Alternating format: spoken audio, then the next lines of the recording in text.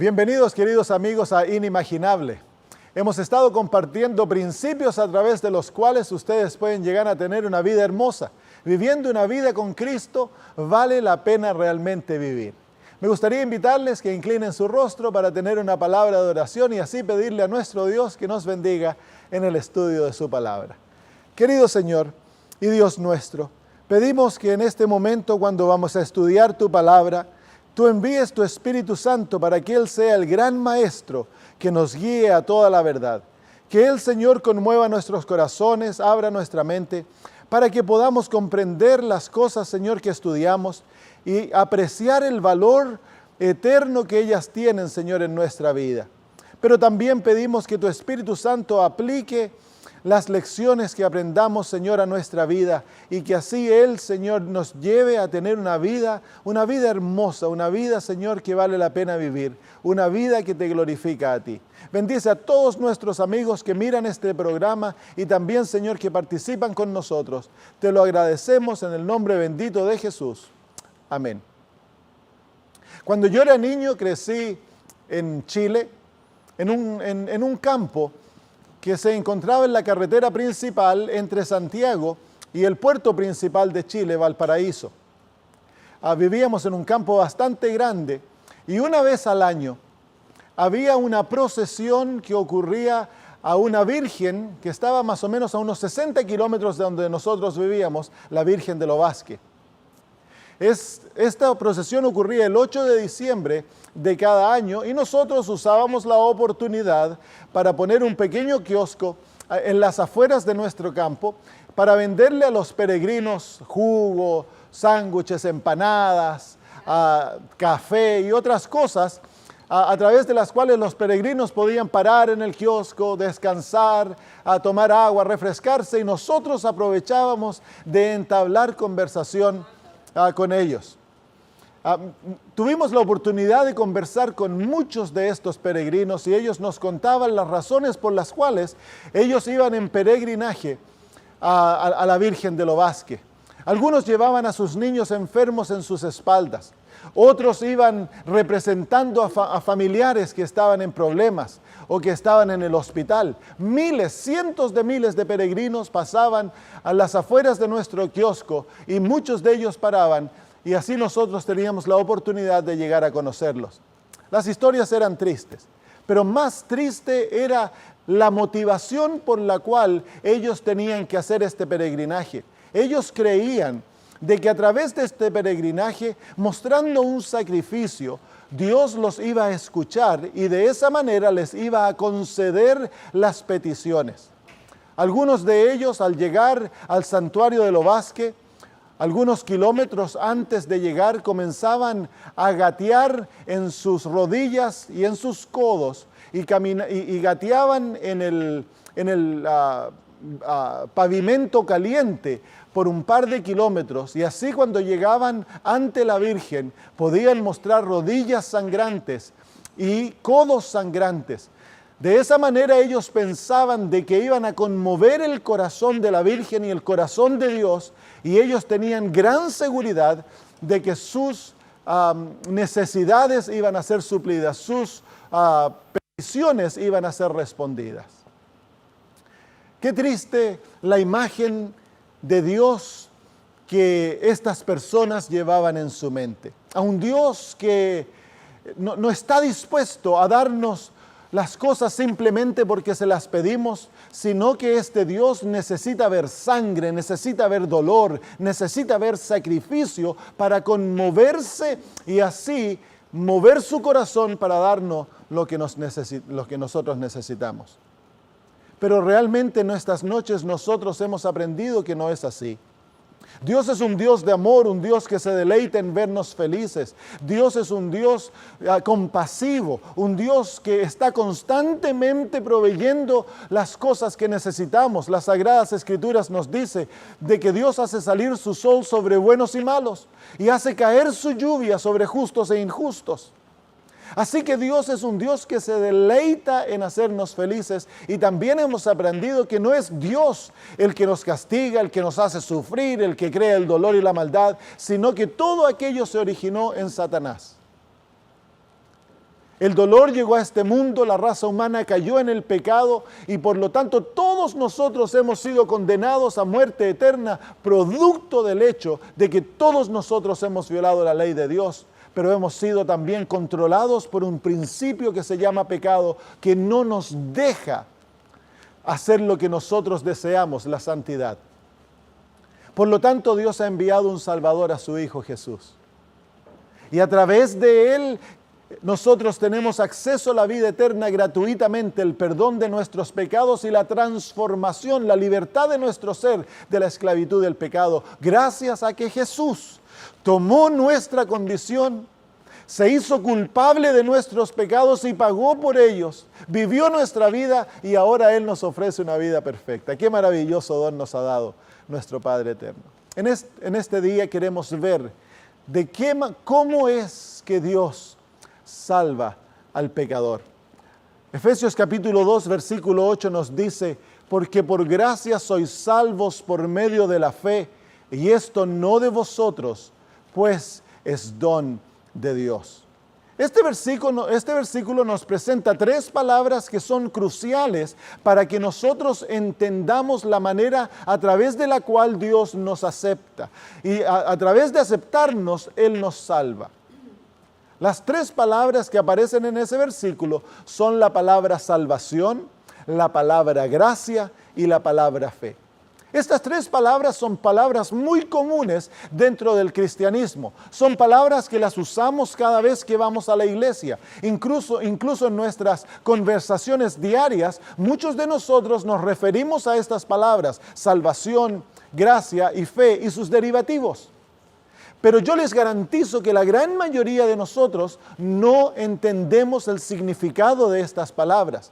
Han llegado a ser un cliché, han llegado a ser palabras que nosotros usamos, pero las usamos simplemente por tradición, pero no tenemos una comprensión inteligente de estas palabras. Así que hoy vamos a detenernos a estudiar estas palabras para comprenderlas y cuando las comprendamos entonces se va a clarificar en nuestra mente la manera a través de la cual nosotros nos hemos de acercar a Dios y vamos a comprender cómo es que Dios nos acepta.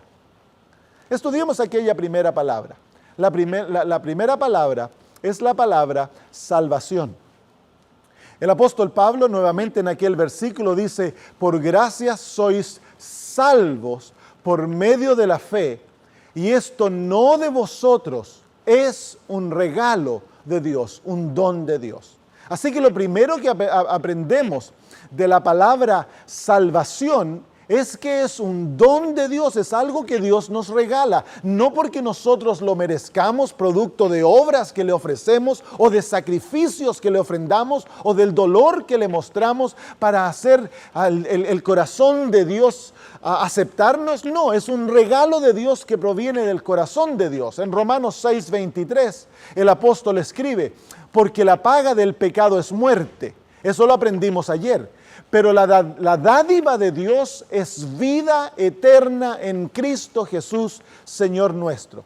Nuevamente el apóstol Pablo repite el concepto de que la salvación en este versículo expresado como la vida eterna es una dádiva de Dios, es un don, es un regalo, es algo que Dios nos otorga gratuitamente. Así que lo primero que aprendemos en las Sagradas Escrituras acerca de la salvación es que es un regalo. Tenemos que entender esto muy, muy bien. Dios nos acepta gratuitamente. Él nos perdona gratuitamente y nos da la salvación gratuitamente. No es necesario largas oraciones y penurias. No es necesario al Señor presentarle que estamos tratando de ser buenos. No es necesario. Miren lo que dice las Sagradas Escrituras en Efesios 2, 8 y 9. Nuevamente dice, porque por gracia sois salvos por medio de la fe, y esto no de vosotros, pues es don de Dios. Y luego el apóstol Pablo clarifica esa frase, no es de vosotros, al decir no por obras para que nadie se gloríe. No por obras. ¿Qué se refiere el apóstol Pablo por obras? Bueno, son las acciones que tratamos de mostrarle a Dios para que nosotros nos sintamos o hacernos creer que Dios nos ha aceptado por aquellas buenas obras.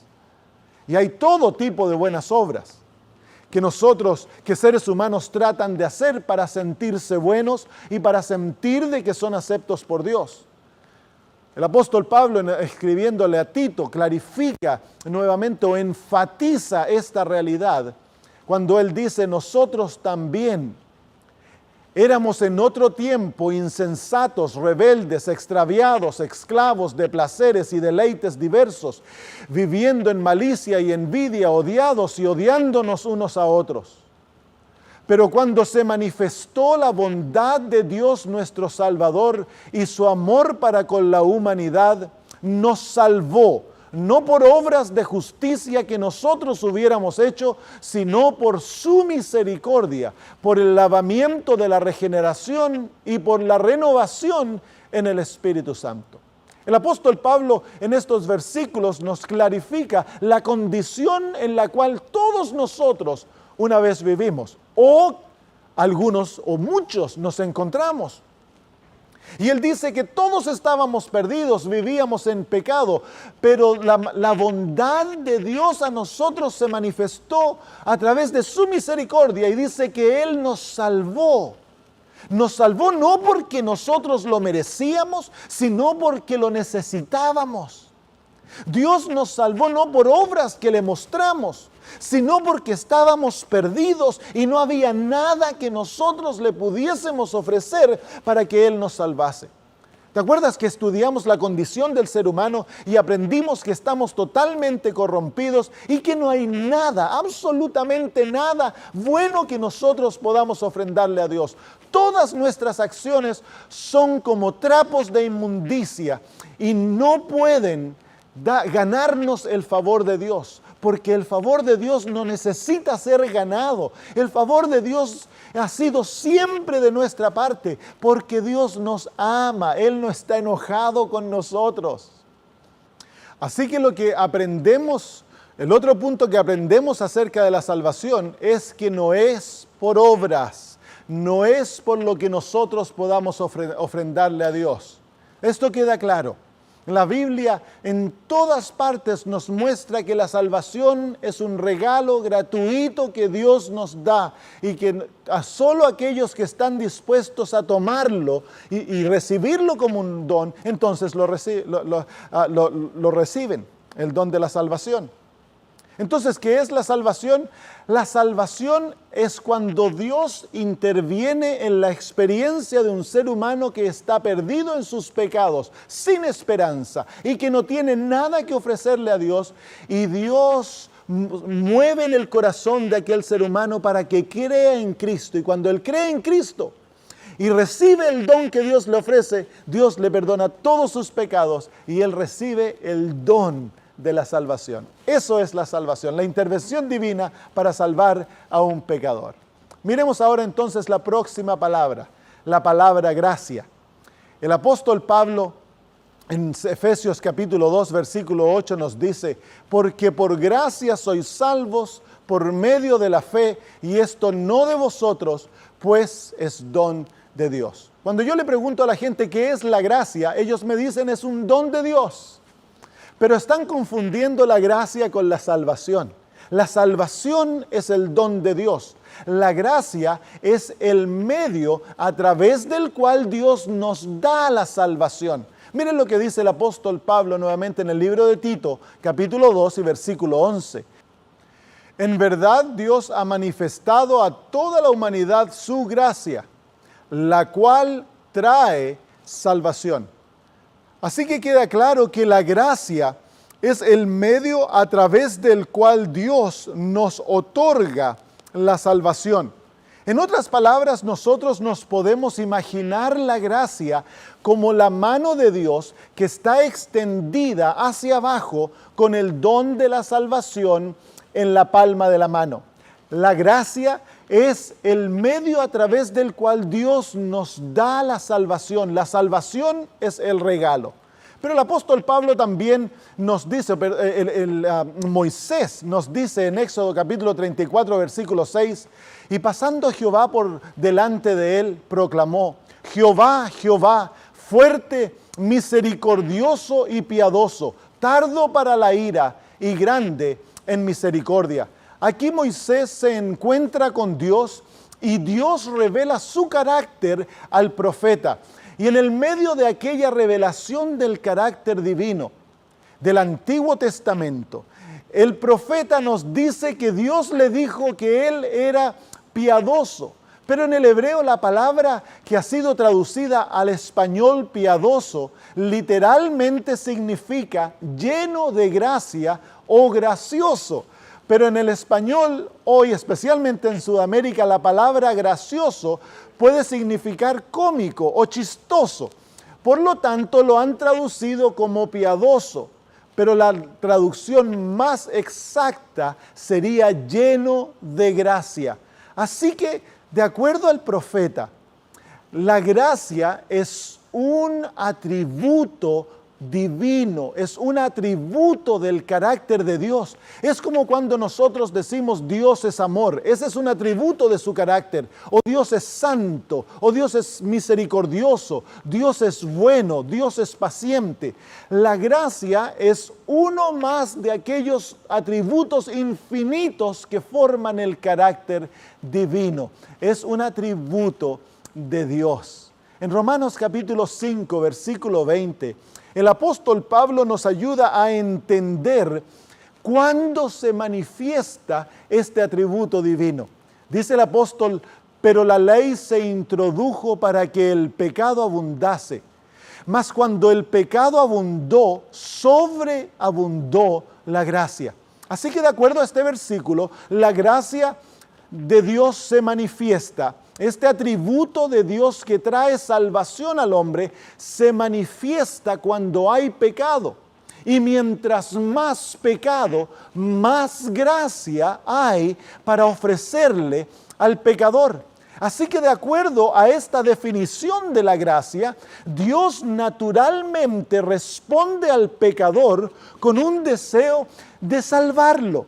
Dios no desea castigarnos cuando nosotros pecamos. Dios no responde naturalmente con ira o con odio o con deseo de venganza contra el pecador cuando éste peca. No, de acuerdo a lo que el apóstol Pablo nos dice, cuando nosotros pecamos, cuando hay pecado, inmediatamente Dios responde a la situación con el deseo de salvar al ser humano.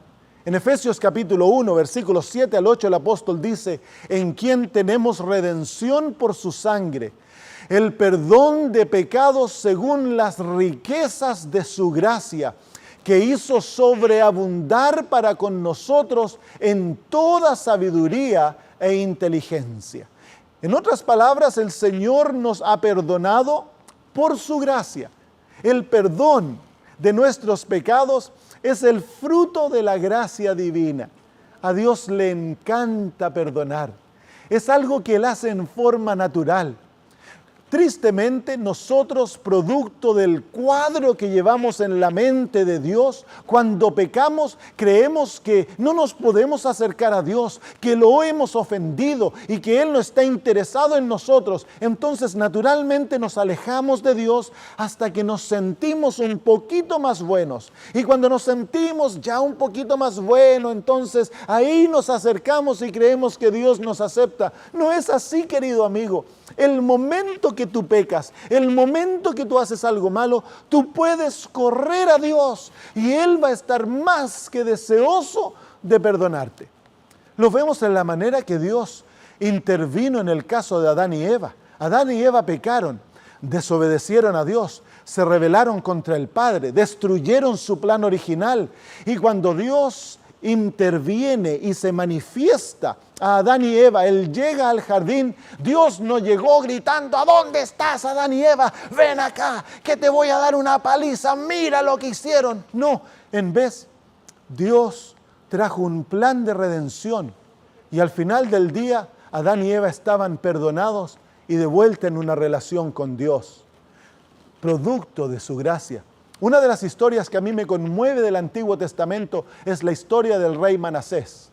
El rey Manasés era un rey muy malo, uno de los peores reyes de Judá. Introdujo a Judá de todo tipo de degeneraciones en el culto de Jehová, introdujo sacerdotes homosexuales, introdujo la brujería, la adoración del sol, la luna y las estrellas, pasó a sus hijos por el fuego. Dios le envió profetas y a él los mató, incluso él fue el que mató al profeta Isaías, lo metió dentro de un tronco y lo cortó en dos. Era terrible el rey.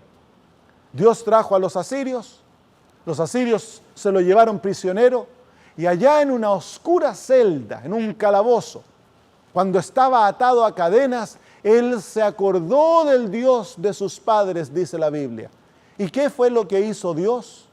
Si yo hubiera sido Dios, después de todo lo que yo había hecho por Manasés para que él viniera a mí, y ahí en el calabozo se acuerda de mí, yo le hubiera hecho esto. Ahora vienes y te acercas a mí, ándate a otro lado, le habría dicho yo, pero no Dios.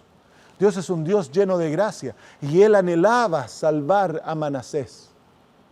¿Y sabes lo que hizo? Lo perdonó, y la Biblia dice que lo trajo de vuelta a Judá y le devolvió su reino.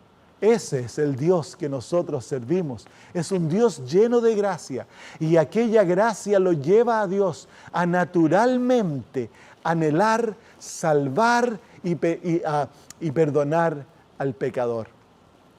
En Romanos capítulo 5, versículos 1 y 2, el apóstol nos da otra perspectiva de la gracia.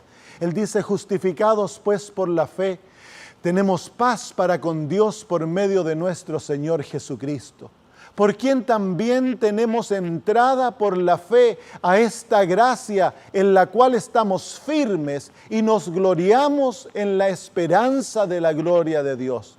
Quiero que te des cuenta que aquí el apóstol habla acerca de la gracia de una manera distinta. Aquí la gracia es una realidad en la cual nosotros, una vez que hemos creído en Cristo, entramos y nos ponemos de pie. Vivimos en esta nueva realidad. Así que de acuerdo a este versículo, la gracia es una nueva realidad que Dios nos ofrece para que nosotros, que éramos pecadores, ahora vivamos. Es el reino de Dios, es el reino de la gracia. Y en esta nueva realidad, el Señor provee todo lo necesario, todo lo que alguna vez nosotros vamos a necesitar para nuestra salvación, para el crecimiento espiritual, para llegar a ser como Jesús. Y en esta realidad, si nosotros permanecemos por fe en la realidad de la gracia, Dios garantiza nuestra salvación.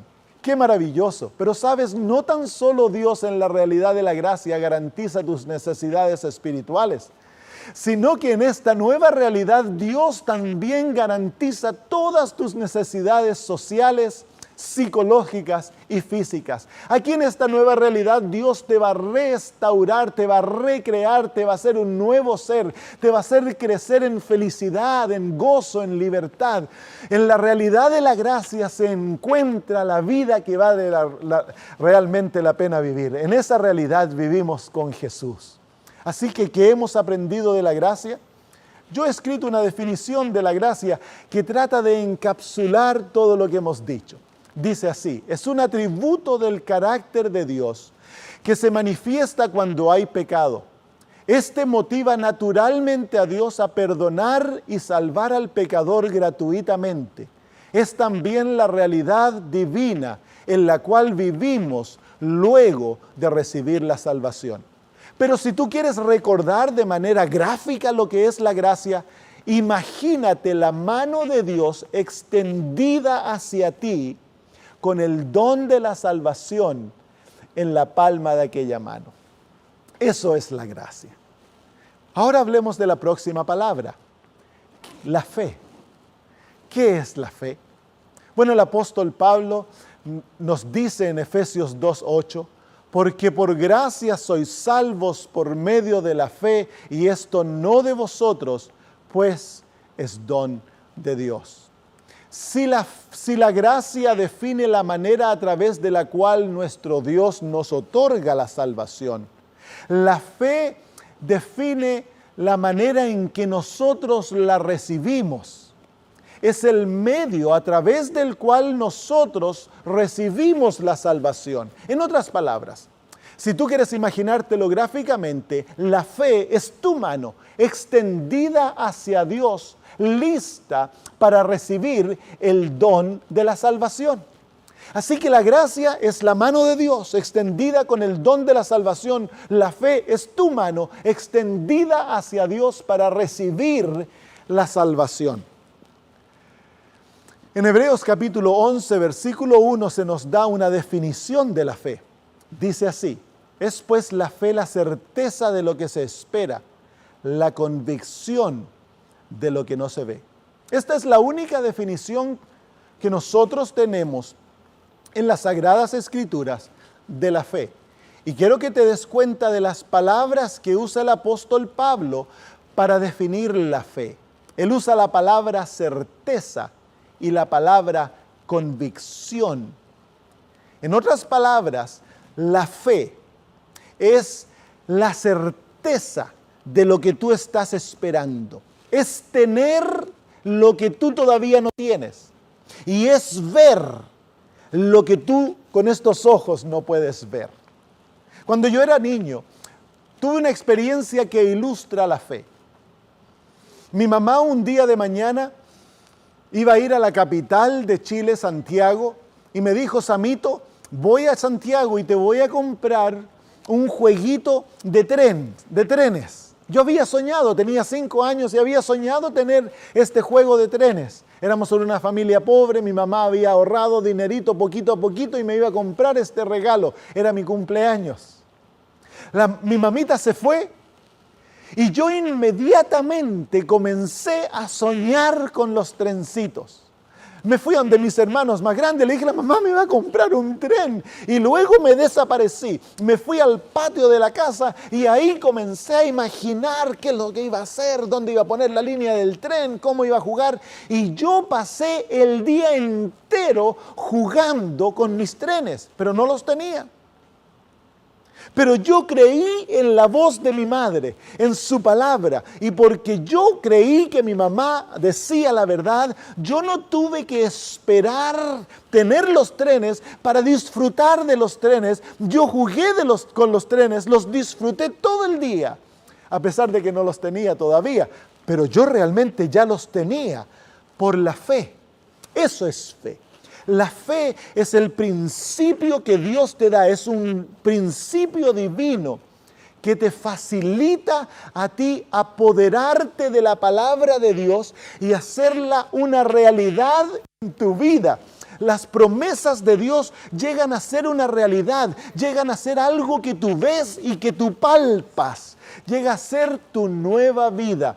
La fe es certeza y es evidencia. El apóstol Pablo en Romanos capítulo 4 y versículo 5 dice: pero al que no trabaja, si no cree en aquel que justifica al impío, su fe le es contada por justicia. Quiero que notes aquí que en el cielo la fe es contada. Así que podemos decir que la fe en el cielo es dinero. La fe es la moneda del cielo. ¿Qué quiero decir con esto? Bueno, déjame ilustrarte. Si tú vas al supermercado y quieres comprar algo y sacas moneda australiana, y digamos que vives aquí en Bolivia, sacas dinero australiano y traes un carro lleno de cosas que has comprado y los comienzas a poner ahí en el mesón. Y luego la niña los cuenta y te dice: es tanto dinero, y tú sacas la moneda australiana y se lo pagas. ¿Cuánto de aquello que tú has comprado te puedes llevar? Nada. ¿Por qué? Porque tú estás pagando con la moneda incorrecta. Para llevarte cosas en los supermercados de Bolivia necesitas bolivianos, no necesitas dólares australianos. Si tú presentas dólares australianos, no te puedes llevar nada. No importa cuán deseoso estés tú y cuán honesto seas y tus intenciones pueden ser las mejores, no puedes llevarte nada, porque la condición para comprar es que presentes la moneda correcta. Querido amigo, la moneda del cielo es la fe, no las obras. Cuando tú tratas de presentarle a Dios obras, no puedes obtener nada. ¿Por qué? Porque Dios no responde a las obras, no es la moneda correcta. Los almacenes del cielo no venden por obras, ellos venden por fe. Así que cuando tú quieres obtener algo del cielo, tienes que presentar fe, no obras. ¿Cómo se origina la fe? ¿De dónde viene? El apóstol Pablo en Hebreos 11, capítulo 6, versículo 6, nos habla de la importancia de la fe. Dice, pero sin fe es imposible agradar a Dios, porque es necesario que el que se acerca a Dios crea que le hay y que es galardonador de los que le buscan. ¿Cuán importante es la fe? Es esencial. La fe es el elemento esencial de una relación con Dios. Sin fe no podemos recibir nada de Dios y no podemos entrar en una relación con Dios. ¿Sabías que incluso los ángeles se relacionan con Dios a través de la fe? Incluso la deidad, la Trinidad, se relacionan entre ellos a través de la fe. La fe es uno de aquellos tres elementos esenciales en el universo: la fe, la esperanza y el amor. Sin fe no se puede agradar a Dios, sin fe no se puede obtener nada de Dios, sin fe no se puede entrar en una relación con Dios. Entonces tú me dices, yo estoy frito porque no tengo fe. Bueno, veamos de dónde viene la fe. En el libro de Hechos, capítulo 3, versículo 16, el apóstol Lucas aquí nos clarifica. Él dice, por la fe en el nombre de Jesús, Él ha restablecido a este hombre a quien ustedes ven y conocen. Esta fe que viene por medio de Jesús lo ha sanado por completo, como les consta a ustedes. Aquí Lucas nos está hablando de aquel hombre que fue sanado por Juan y por Pedro cuando ellos iban al templo a orar. Era el paralítico. Y Lucas nos dice de que él fue sanado por fe. Este hombre creyó en la palabra del apóstol y al creer en la palabra del apóstol fue sano.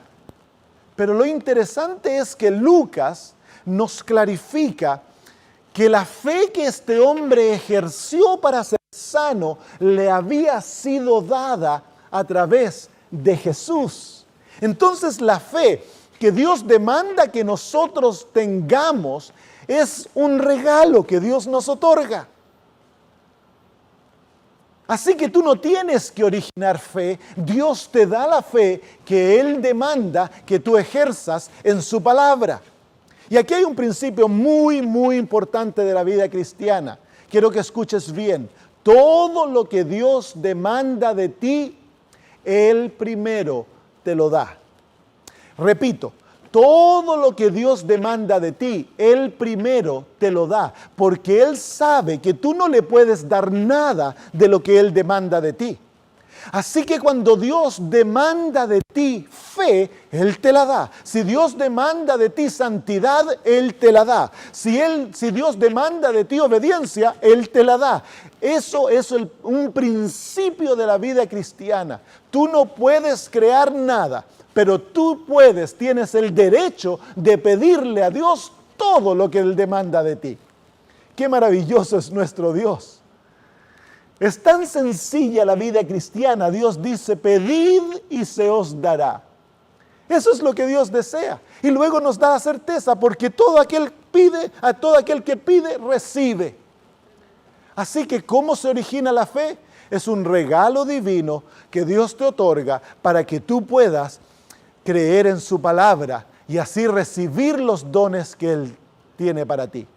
¿Cómo se desarrolla?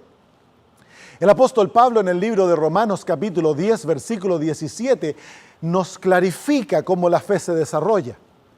Dice así que la fe es por el oír y el oír por la palabra de Dios. ¿Cómo viene la fe? La fe viene a través de la palabra de Dios. Cuando tú escuchas la fe, cuando tú escuchas la palabra de Dios, cuando tú escuchas o lees las Sagradas Escrituras, ellas crean fe en tu corazón. Y al crear fe en tu corazón, la palabra te capacita para aferrarte a las promesas de Dios y practicarlas. Y cuando tú y yo practicamos aquellas promesas, cuando las creemos y las ponemos en práctica y confiamos en aquellas promesas, entonces la fe se desarrolla. La fe es como un músculo, necesita ser ejercitado para que crezca. Y aquella fe que era pequeñita al principio y era como una plantita que era tan fácil que muriera, a través del ejercicio de aquella fe, a través de apropiándote de las promesas de Dios y creyéndolas en medio de las circunstancias más difíciles, aquella fe comienza a desarrollarse y llega a crecer a ser un árbol que nada lo puede tumbar. Es un árbol con raíces profundas y poderosas. Así se desarrolla la fe. Por eso es tan esencial estudiar la Biblia, buscar por las promesas y aferrarse a aquellas promesas de Dios maravillosas y tomarlas como tuya y no dejar que las circunstancias te lleven a dudar. Porque si tú dudas, la duda neutraliza la fe. Pero si tú crees, la fe crece. Entonces, ¿cómo actúa la fe? La fe verdadera. Hay fe falsa, ¿sabes? ¿Cómo actúa la fe? ¿Cuáles son los pasos que la fe ha de tomar para llegar a ser verdadera fe? Hay 3 pasos que la Biblia nos enseña que la fe debe tomar para actuar en nuestras vidas y así garantizarnos que nosotros vamos a recibir los dones maravillosos de Dios. En Hebreos capítulo 11, versículo 6 se nos da el primer paso. Dice, pero sin fe es imposible agradar a Dios, porque es necesario que el que se acerca a Dios crea que le hay y que es galardonador de los que le buscan. Y Marcos capítulo 9, versículo 23 dice, Jesús le dijo, si puedes creer al que cree, todo le es posible. Así que el primer paso que la fe debe tomar para actuar es creer. Creer es una opción que tenemos en la mente, es escoger. Es la acción de nuestra voluntad. Nosotros podemos escoger dudar. Y Dios ha dejado la oportunidad para la duda, porque Dios no nos obliga a creer. Es imposible ejercitar fe si no hubiera lugar para la duda. Entonces Dios nos muestra quién es, nos muestra su palabra, nos da evidencia de su carácter, de su deseo de salvarnos, y luego nos invita a creer. Y nosotros debemos ejercitar nuestras capacidades mentales y escoger creer. Si tú y yo no creemos, Dios no puede actuar por nosotros. La historia del padre que trae al muchacho a los apóstoles, sufre epilepsia, tiene ataques, cae al fuego. Los apóstoles no pueden librar al muchacho porque no tienen fe. Y el padre viene a donde Jesús y le dice, si tú puedes ayudarnos, ayúdanos, le dice. Y Jesús le dice, si tú puedes creer, todo es posible para aquel que crea. Jesús, el Dios del cielo, no podía ayudar a aquel padre porque aquel padre no tenía fe de que Jesús lo podía ayudar. Entonces el padre se da cuenta y le dice, yo creo, Señor, ayúdame, ayuda mi duda, le dice. Y en ese momento entonces Jesús sanó al muchacho. porque el Padre escogió creer. Creer no es un sentimiento, creer es una acción de la voluntad, es escoger con nuestras capacidades racionales, creer en la palabra de Dios. Cuando haces eso, la fe entró en primer cambio. La fe comenzó a caminar. Pero la fe para marchar necesita más que un primer cambio. Debe haber un segundo paso. Y el apóstol Pablo nos muestra aquellos pasos, segundo paso. En Hebreos capítulo 11 dice así: pero por la fe Noé, habiendo sido advertido por revelación acerca de cosas que aún no habían sido vistas, movido por temor reverente, preparó el arca para la salvación de su familia. Por medio de la fe, él condenó al mundo y llegó a ser heredero de la justicia que es según la fe.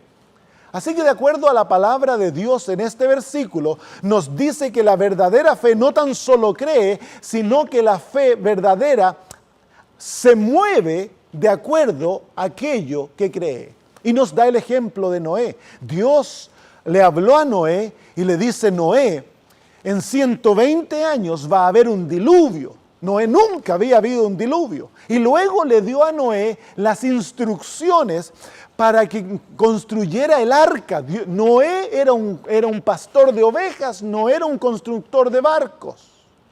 Pero de acuerdo a la Biblia, nos dice que Noé fue movido por aquella fe y construyó el barco. Y cuando terminó de construir el barco, vino el diluvio. 120 años es un largo tiempo, queridos amigos. Pero aquel hombre tenía una fe verdadera. Cuando Dios le habló, Noé escogió creer. ¿Y cómo sabemos que él creyó? Sabemos que él creyó porque sus obras testifican de la fe de Abraham, de Noé. Noé accionó de acuerdo de aquello que él creía. Hay muchos que hoy día dicen: yo creo, pero no actúan de acuerdo a lo que ellos dicen creer. La fe verdadera cree, pero inmediatamente cambia a segundo cambio y acciona de acuerdo a lo que cree. El apóstol Pablo nos da otro ejemplo de este mismo paso. Dice: por la fe Abraham, cuando fue llamado, obedeció para salir al lugar que había de recibir por herencia y salió sin saber a dónde iba. Este versículo nos muestra el mismo principio en acción. Dios le dice a Abraham: que se fuera a otra tierra y que lo iba a hacer de una gran nación. Abraham dice que obedeció. ¿Por qué obedeció? Porque él creyó en la palabra de Dios y Abraham salió a aquella tierra que no conocía. En otras palabras, la obediencia es el resultado natural de creer en la palabra de Dios. Ese es el segundo paso. El segundo paso es una fe no tan solo que cree, sino que una fe que acciona, que se mueve, que es capaz de hacer cualquier cosa basada en lo que Dios dice. Si Dios lo dijo, nosotros podemos creerlo. Y cuando lo creemos, nosotros ya podemos vivir y estar confiados que lo que Dios ha dicho se cumplirá. Porque es imposible que Dios rompa sus promesas. El honor de su carácter está basado en aquellas promesas maravillosas. Y cuando nosotros nos aferramos a aquellas promesas, ellas se cumplirán si nosotros por simple fe caminamos de acuerdo a aquellas promesas. Para Dios todo es posible. Yo lo he visto tantas veces en mi vida. Mi familia vivimos por fe. Hace 6 años decidimos que íbamos a dejar de lado un salario y nos íbamos a dedicar a servir al Señor, confiando tan solo en sus promesas. Y hoy día tenemos cientos de milagros que Dios ha cumplido para darnos de comer, para llenar de gasolina los vehículos, para vestirnos, para todas nuestras necesidades, pagar la escuela de los niños, arreglar sus dientes, tantas necesidades que tiene una familia moderna. y nosotros sin salario dependemos de Dios. No tenemos a alguien que nos esté dando dinero de continuo, sino que cada vez que hay necesidad, nosotros confiamos nuestra vida a las promesas de Dios, porque sabemos que es imposible que Él no las cumpla. Cuando el Señor dice: mi Dios suplirá todas vuestras necesidades de acuerdo a sus riquezas en gloria, nosotros podemos descansar de aquello. ¿Y cuántas veces hemos visto a Dios supliendo nuestras necesidades? Por eso el Señor Jesús dice: no te preocupes del mañana. No te preocupes de qué vas a comer, de qué te vas a vestir. No te preocupes, porque tú tienes un Padre en los cielos que Él se preocupa de aquello.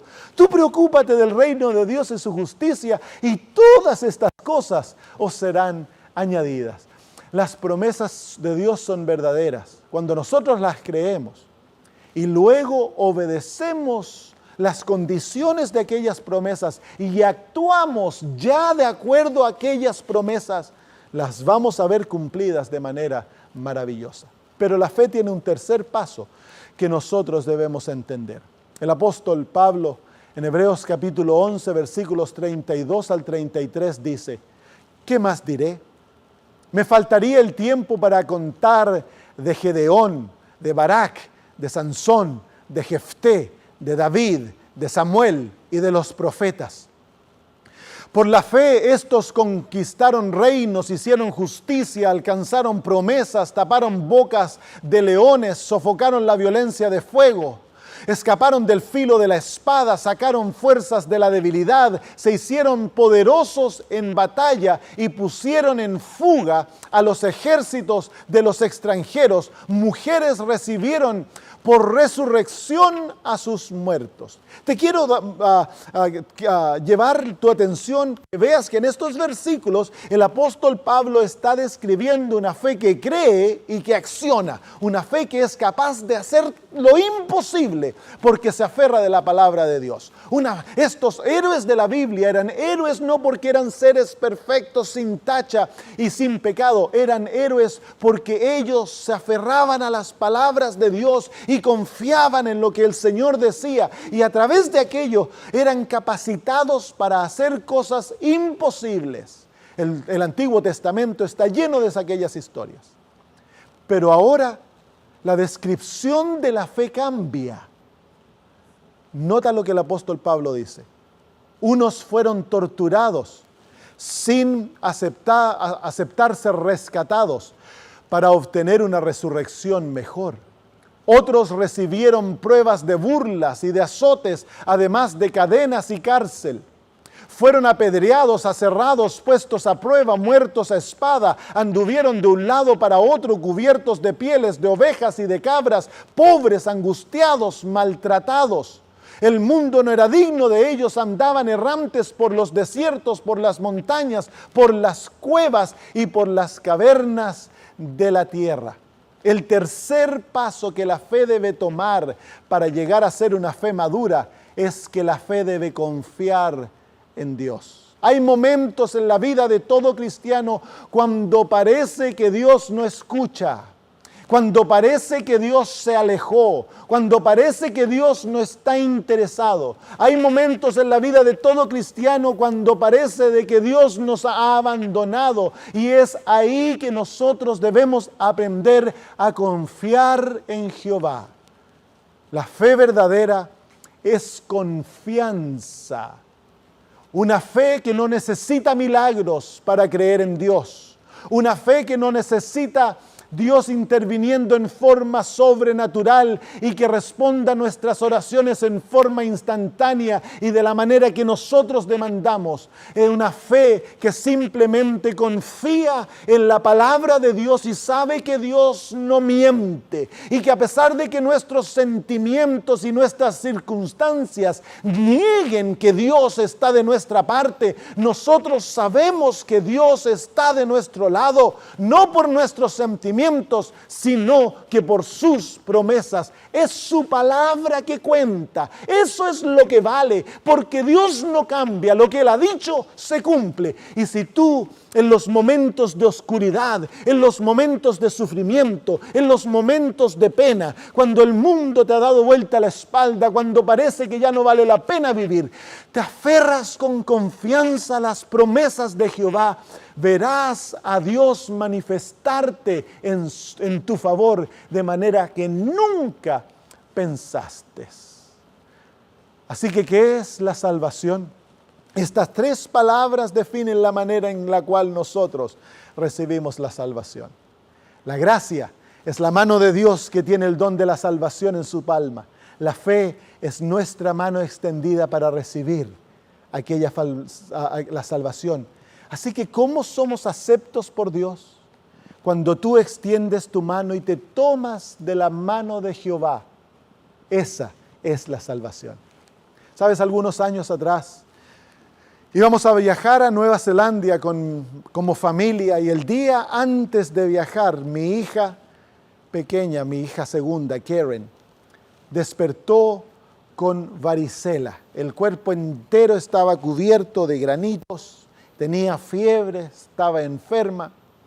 Eso nos echaba a perder todos los planes que teníamos para ir a Nueva Zelanda. Yo iba a ir a predicar, luego nos tomábamos unas vacaciones.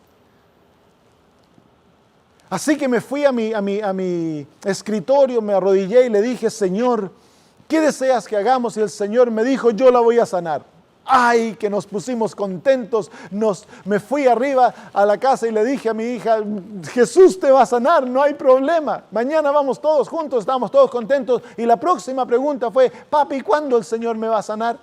Uy, no sabía cuándo. Así que yo le dije: mira, no te preocupes, yo pienso que esta noche ya el Señor te sana y vas a estar bien. Así que todos esperamos ansiosos. Yo pasé casi el día en oración, orando para que el Señor cumpliera su palabra. La noche vino y mi hija estaba peor, sus ojos brillantes de fiebre, llena de puntos rojos. ¿Cuándo me voy a sanar, papito? Mañana en la mañana, cuando despiertes vas a estar sana. Yo no sabía cuándo iba a ser, pero yo pensaba que iba a ser ahí. Y fui, en la mañana despertamos y ella estaba pero mal. Uy, ¿qué hacemos? Dijo mi esposa. El Señor no la sana, yo me quedo con ella aquí. No, si el Señor prometió sanarla. Me fui abajo nuevamente a mi escritorio. Señor, ¿qué hago? Yo la voy a sanar, fue nuevamente la promesa. El Señor te va a sanar. ¿Cuándo, papi? Seguramente antes que nos subamos al avión, el Señor te va a sanar. Así que ahí partimos al aeropuerto con nuestra hija enferma. Apenas la pobre llena de fiebre, sintiéndose mal, el cuerpo picándole enterito. Llegamos ahí, antes de subirnos al avión, nadie se dio cuenta que mi hija estaba enferma. Nos pusimos en la cola, subimos al avión, nos sentamos, el avión despegó, no señales de sanidad. En la mitad del camino a Nueva Zelanda, voy a ver a mi hija y estaban los tres juntos. Rebeca, ella en el medio y Jonathan en la orilla. La miro y ella me queda mirando con sus ojos lánguidos y me dice: papito, me sanó el Señor. Ella tenía fe. Yo estaba atormentado para este momento. El diablo me acosaba en la mente, me decía: pero mira lo que hiciste. Pero yo había confiado en una promesa del Señor. El Señor me había dicho que Él iba a sanar a mi hija. Llegamos a Nueva Zelanda. En la casa donde nos íbamos a quedar era la casa de una enfermera. Ella no notó que estaba enferma la hija. Ya se puso tan mal que yo me la tuve que llevar al dormitorio, la acosté, preparé unos remedios naturales para quitar la picazón. Ya era de noche, todos se fueron a acostar y yo me quedé cuidando a mi hija. Toda la noche pasé haciéndole los remedios y orando por ella. No dormí en toda la noche, cada media hora, una hora, ella se despertaba llorando. Yo iba y le enjugaba su cuerpito con estos remedios y luego ella se iba a dormir y yo me iba a orar. Toda la noche. Y fue una noche terrible. El Señor no me habló en toda la noche, pero tenía voces que me acusaban.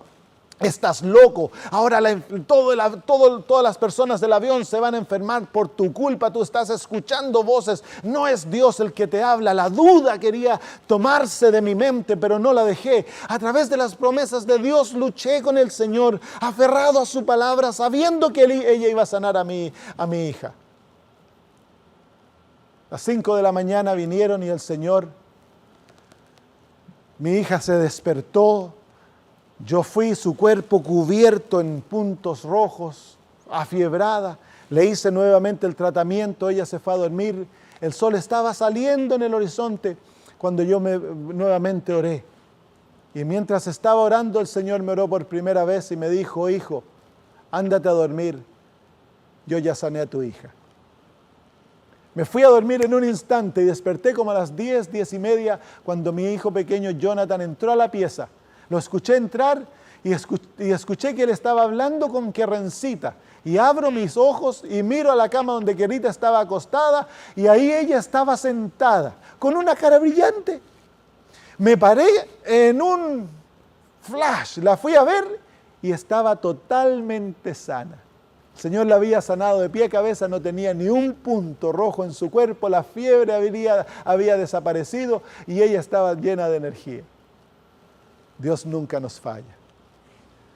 Si tú crees en la palabra de Dios y escoges actuar de acuerdo a lo que Él te dice, y en aquellos momentos cuando parece de que no va a obrar de acuerdo a lo que Él prometió, tú simplemente te aferras a la promesa, tú puedes creer que va a venir. La verdadera fe es confianza. Y quiero invitarte a confiar en Jesús. Él nunca te va a fallar. Oremos. Querido Señor y Dios nuestro, queremos agradecerte porque podemos confiarte. Queremos agradecerte, Señor, por el don de la salvación. Queremos agradecerte, Padre, por tu maravilloso carácter. Eres un Dios lleno de gracia. Y queremos agradecerte por el don de la fe. A través de este maravilloso don podemos ser salvos y podemos entrar en comunión contigo y verte hacer cosas maravillosas por nosotros. Bendícenos, Padre, y danos el poder para creer en ti. Por Jesús. Amén.